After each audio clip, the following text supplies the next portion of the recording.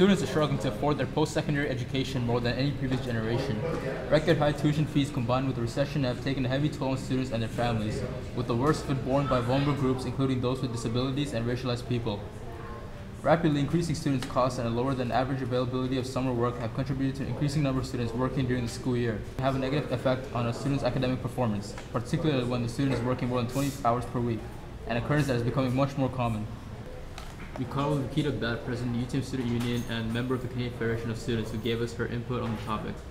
She also told us the reasons behind this increase as well as the implication of increased student tuition fees.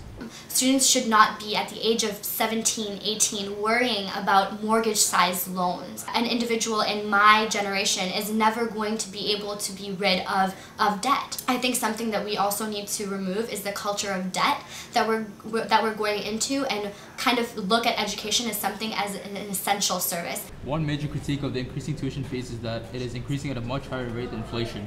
This means that tuition fees are much more expensive than the average citizen is able to make. When you tie tuition fees to inflation, our tuition fees would be much lower. They would be around $3,000 to $4,000. However, we are seeing that our tuition fees are actually not going up at the same rate as inflation. And that's because the government is mitigating their responsibility and putting it on the student. The government is lowering their standards and lowering their investment into education.